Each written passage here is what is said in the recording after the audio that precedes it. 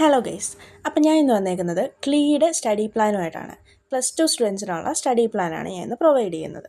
അപ്പോൾ കുറേ പേര് റിക്വസ്റ്റ് ചെയ്തിരുന്നു +2 സ്റ്റുഡൻസിന് ക്ലീ എക്സാമിന് വേണ്ടി പ്രിപ്പയർ ചെയ്യാൻ വേണ്ടി ഒരു സ്റ്റഡി പ്ലാൻ തയ്യാറാക്കി തരാമോ എന്ന്.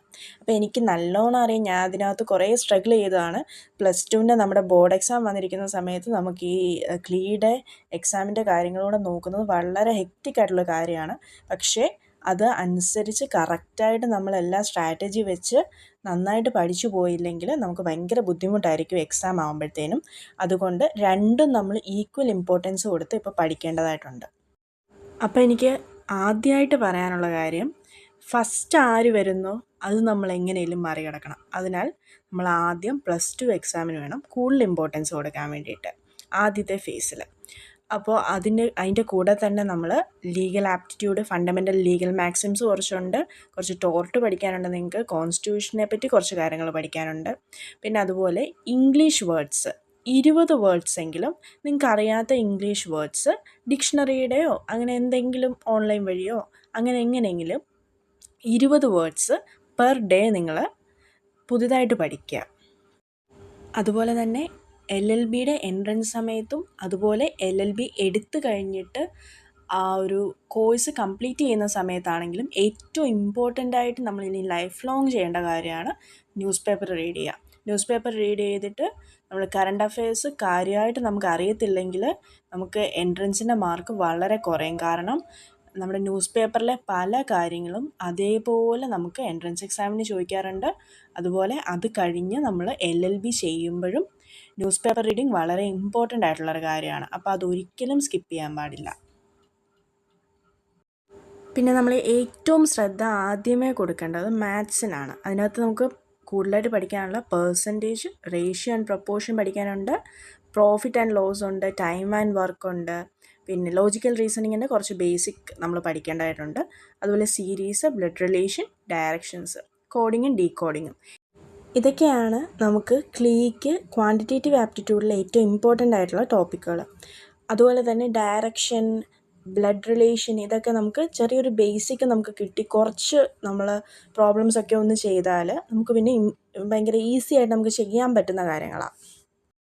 അതുപോലെ തന്നെ ഈ മാത്സിൻ്റെ ഓരോ കാര്യങ്ങൾക്കാണെങ്കിൽ എൻ്റെ കുറച്ച് പൊടിക്കൈകളൊക്കെ ഉണ്ട്. അപ്പോൾ ഞാൻ വരുന്ന വീഡിയോകളിൽ അത് നിങ്ങളായിട്ട് ഷെയർ ചെയ്യാം. അപ്പോൾ PYQ വളരെ ഇമ്പോർട്ടൻ്റ് ആണെന്ന് ഞാൻ നേരത്തെ വീഡിയോയിൽ പറഞ്ഞല്ലോ. അപ്പോൾ നമ്മൾ 2 സെക്ഷണൽ ടെസ്റ്റ് ഒരു വീക്കിൽ നമ്മൾ ചെയ്തിരിക്കണം എന്നൊക്കെയാണെങ്കിൽ, ഇപ്പം മാത്സിൽ തന്നെ 2 PYQ നമ്മൾ ഒരു വീക്കിൽ ചെയ്യണം. അതുപോലെ ഓരോ സബ്ജക്റ്റിനും 2 PYQ പെർ വീക്ക് ചെയ്യണം. അതുപോലെ പെർ ഡേ നമ്മൾ ഒരെണ്ണമെങ്കിലും ചെയ്യണം. അതാണ് നമ്മുടെ ടാർജറ്റ്. പറയുമ്പം ഞാൻ ഈസി ആയിട്ട് അങ്ങ് പറഞ്ഞു, പക്ഷെ ചെയ്യുമ്പോൾ അതിൻ്റെ ബുദ്ധിമുട്ടുണ്ടെന്ന് എനിക്കറിയാം. പക്ഷേ കുറച്ച് ബുദ്ധിമുട്ടിയാൽ നമുക്ക് നല്ല മാർക്ക് കിട്ടും. ഏപ്രിൽ മാസമൊക്കെ ആകുമ്പം നിങ്ങൾക്ക് കൂടുതൽ ശ്രദ്ധ ക്ലീയിലേക്ക് കൊടുക്കാൻ പറ്റും. കാരണം നിങ്ങളുടെ ബോർഡ് എക്സാം കഴിഞ്ഞ് നിങ്ങൾ വെക്കേഷനിലാണ്. അപ്പോൾ നിങ്ങൾക്ക് കൂടുതൽ ശ്രദ്ധ ക്ലീ കൊടുക്കാം. അപ്പോൾ നമുക്ക് ഫോക്കസ് ഏരിയ എന്ന് പറയുന്നത് അഡ്വാൻസ്ഡ് ലീഗൽ ആപ്റ്റിറ്റ്യൂഡും ലീഗൽ റീസണിങ്ങും. കോൺസ്റ്റിറ്റ്യൂഷണൽ ആർട്ടിക്കിൾസ് നമ്മൾ ഇമ്പോർട്ടൻ്റ് മാത്രം പഠിച്ചാൽ മതി, എല്ലാം ഒന്നും പഠിക്കുന്നത് നമുക്ക് നടക്കത്തില്ല. പിന്നെ അതുപോലെ ഇമ്പോർട്ടൻ്റ് ആയിട്ടുള്ള ജഡ്ജ്മെൻറ്റ്, ലാൻഡ്മാർക്ക് ജഡ്ജ്മെൻറ്റ് നമ്മൾ പഠിക്കണം. പിന്നെ കറണ്ട് അഫെയർസ് തറോ ആയിരിക്കണം.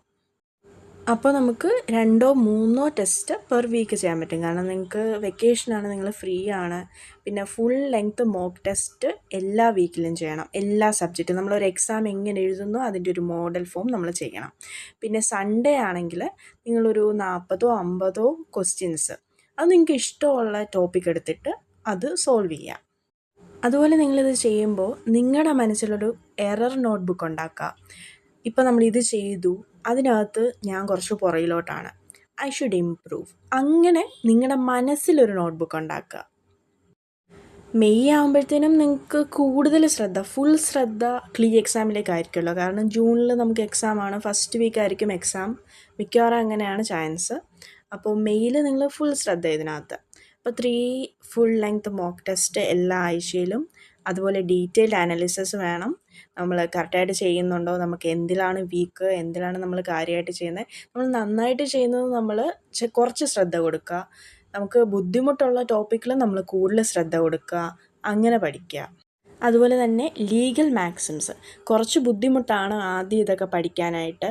അപ്പോൾ ലീഗൽ മാക്സിംസ് നിങ്ങൾ എവിടെന്നെങ്കിലും സൈറ്റിൽ നിന്നോ ബുക്കിൽ നിന്നോ നിങ്ങളുടെ ഗൈഡിൽ നിന്നോ ഒക്കെ അങ്ങ് പഠിക്കുക. അതുപോലെ പ്രാക്ടീസ് കറണ്ട് അഫയേഴ്സ്. അത് 1 വർഷത്തെ കറണ്ട് അഫയേഴ്സ് എങ്കിലും നിങ്ങളുടെ കയ്യിൽ ബൈ ഹാർട്ട് ആയിരിക്കണം. അത് ദൃഷ്ടി IAS അങ്ങനെ കുറേ സൈറ്റുകൾ നമുക്ക് അവൈലബിൾ ആണ്.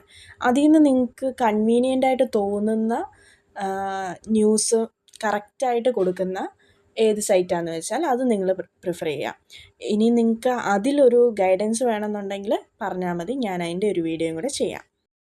ഇപ്പം നിങ്ങൾ സ്കൂളിൽ പോകുന്ന കുട്ടികളാണ്, അപ്പോൾ നിങ്ങൾക്ക് സ്കൂളിലെ കാര്യങ്ങളും ചെയ്യാനുണ്ട്, എൻട്രൻസ് എക്സാമിൻ്റെ കാര്യങ്ങൾ പഠിക്കാനുണ്ട്, പിന്നെ നിങ്ങൾക്ക് നിങ്ങളുടേതായ കുറച്ച് എൻ്റർടൈൻമെൻറ്റ്സും അതിനിടയ്ക്ക് നടക്കണം. അപ്പോൾ അതിന് പറ്റിയൊരു ഡെയിലി സ്റ്റഡി പ്ലാനാണ് ഞാനിപ്പോൾ പറയുന്നത്. ലീഗൽ ആപ്റ്റിറ്റ്യൂഡ് 1 hour, അത് ഏറ്റവും ഇമ്പോർട്ടൻ്റ് ആയിട്ടുള്ള ടോപ്പിക്കാണ്, അതുകൊണ്ട് അത് 1 hour. English 45 minutes, logical reasoning 45 minutes. അതുപോലെ ക്വാണ്ടിറ്റേറ്റീവ് ആപ്റ്റിറ്റ്യൂഡ് ഒരു 1/2 മണിക്കൂർ മതി. നിങ്ങൾക്കത് പെട്ടെന്ന് ബൈ ഹാർട്ട് ചെയ്തെടുക്കാൻ പറ്റുന്നുണ്ടെങ്കിൽ 1/2 മണിക്കൂർ, ഇല്ലെങ്കിൽ നിങ്ങൾക്ക് നിങ്ങളുടേതായിട്ട് കസ്റ്റമൈസ് ചെയ്യാൻ ടൈം. ഇത് ഞാൻ ജസ്റ്റ് എൻ്റെ ഒരു ഐഡിയയ്ക്ക് ഒരു സ്റ്റഡി പ്ലാൻ തന്നേ ഉള്ളൂ. കറണ്ട് അഫയേഴ്സ് ഒരു 30 minutes. നിങ്ങൾ ഇങ്ങനെയെങ്കിലും പഠിച്ചു പോയാലേ ജൂൺ ആകുമ്പോഴത്തേനും നമുക്ക് എല്ലാ ടോപ്പിക്കും കവർ ചെയ്യാൻ പറ്റത്തുള്ളൂ കറക്റ്റായിട്ട്. ഞാനിപ്പോൾ ഇങ്ങനെ പറഞ്ഞതെന്ന് വെച്ച് ബോർഡ് എക്സാമിൻ്റെ തലേ ദിവസം ഇത്രയും മണിക്കൂറൊക്കെ എടുക്കാൻ പോയാൽ നിങ്ങളുടെ ബോർഡ് എക്സാമിനെ അത് കാര്യമായിട്ട് ബാധിക്കും. അതുകൊണ്ട് നിങ്ങൾ സമയവും സന്ദർഭവും നോക്കി മാത്രം ഈ സ്റ്റഡി പ്ലാൻ കണ്ടിന്യൂ ചെയ്യുക. പിന്നെ നിങ്ങൾക്ക് വീക്കെൻഡിൽ ചെയ്യാൻ പറ്റുന്നൊരു പ്ലാൻ എന്ന് പറയുന്നത് ഒരു ഫുൾ മോക്ക് ടെസ്റ്റ്, അതായത് എല്ലാ സബ്ജക്റ്റും ഒരു വീക്കിൻ്റെ അവസാനം, അതായത് സൺഡേയോ സാറ്റർഡേയോ നിങ്ങളുടെ ഇഷ്ടം അനുസരിച്ച് വീക്കെൻഡിൽ ഒരു ഫുൾ മോക്ക് ടെസ്റ്റ് ചെയ്യുക. അതുപോലെ 3 to 4 hours മോക്ക് അനലൈസ് ചെയ്യുക. എന്ന് വെച്ചാൽ നിങ്ങളുടെ പ്രശ്നങ്ങൾ എന്താണ്, നിങ്ങളത് കറക്റ്റായിട്ട് ചെയ്യുന്നുണ്ടോ, നിങ്ങൾ ഇമ്പ്രൂവ് ചെയ്തിട്ടുണ്ടോ എന്ന് നിങ്ങൾ നോക്കുക. അതുപോലെ വീക്ക്ലി നിങ്ങൾ പഠിച്ചതെല്ലാം ഒന്ന് റിവൈസ് ചെയ്ത് നോക്കുക.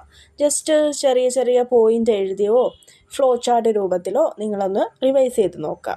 അതുപോലെ നിങ്ങൾ മടി പിടിച്ച് പിന്നത്തേക്ക് ചെയ്യാമെന്ന് വെച്ചാൽ ഒരിക്കലും നടക്കാൻ പോകുന്നില്ല. അതുകൊണ്ട് നിങ്ങൾ പിന്നത്തേക്ക് വെച്ച കാര്യങ്ങൾ എത്രയും പെട്ടെന്ന് ചെയ്തു തീർക്കുക.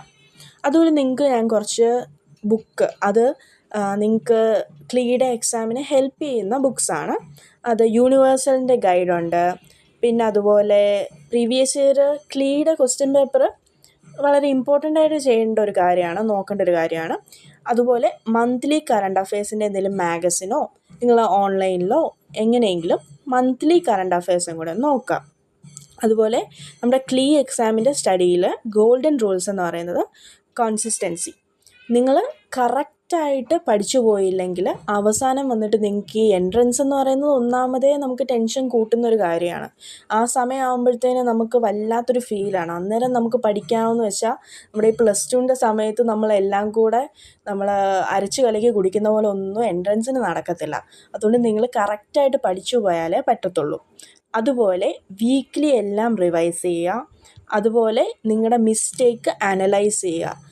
നിങ്ങൾക്ക് അറിയത്തില്ല എന്നിങ്ങനെ വിചാരിച്ചിരിക്കാതെ നിങ്ങൾക്ക് എന്താണ് അറിയാത്തതെന്ന് നോക്കി അടുത്തതായിട്ട് നിങ്ങളത് പഠിക്കുമ്പോൾ കൂടുതൽ ശ്രദ്ധ കൊടുത്ത് പഠിക്കുക, കൂടുതൽ സമയം അതിനു വേണ്ടി മാറ്റി വെക്കുക. അതുപോലെ അക്യുറസി നിങ്ങൾ ആദ്യം നോക്കാൻ പാടില്ല. കാരണം നിങ്ങൾക്ക് ആദ്യം ഭയങ്കര സ്പീഡിലൊന്നും ഒരിക്കലും ചെയ്യാൻ പറ്റത്തില്ല. നിങ്ങൾക്ക് കൂടുതലായിട്ട് പ്രാക്ടീസ് ചെയ്ത് സ്പീഡിൽ നമുക്ക് എല്ലാ കാര്യങ്ങളും ചെയ്യാൻ പറ്റത്തുള്ളൂ. ആദ്യം നമ്മൾ ഫസ്റ്റ് ടെസ്റ്റ് എഴുതുമ്പോൾ തന്നെ കറക്റ്റ് സമയത്തിന് എല്ലാം ആൻസർ ചെയ്യണമെന്നൊക്കെ വിചാരിച്ചാൽ ഒരിക്കലും നടക്കാത്തൊരു കാര്യമാണ്. നിങ്ങൾ കുറച്ച് പ്രാക്ടീസ് ചെയ്യുമ്പം നിങ്ങൾക്കത് ഇമ്പ്രൂവ് ചെയ്യുന്നതായിട്ട് തോന്നും. അവസാനം നിങ്ങൾ എക്സാമിൻ്റെ സമയമൊക്കെ ആകുമ്പോഴത്തേനും നിങ്ങൾ കറക്റ്റായിട്ട് ടൈമിനൊക്കെ ചെയ്യും. അപ്പോൾ നിങ്ങൾ അങ്ങനെ ചെയ്യണമെങ്കിൽ നമ്മൾ ഈ പറഞ്ഞ പ്ലാനിലൊക്കെ നിങ്ങൾ മടി പിടിക്കാതെ കാര്യമായിട്ട് തന്നെ പഠിക്കുക. അപ്പോൾ എനിക്ക് ഇത്രയും കാര്യങ്ങളാണ് പറയാനുള്ളത്. ഇനി നിങ്ങൾക്ക് എന്തെങ്കിലും ആവശ്യം എൻ്റെ ഭാഗത്തു നിന്നുണ്ടെങ്കിൽ നിങ്ങൾ കമൻ്റായിട്ടോ അല്ലെങ്കിൽ എനിക്ക് പേഴ്സണലായിട്ടോ പറയുക. ഞാൻ അതിനനുസരിച്ച് എല്ലാം ചെയ്യാം. Thank you.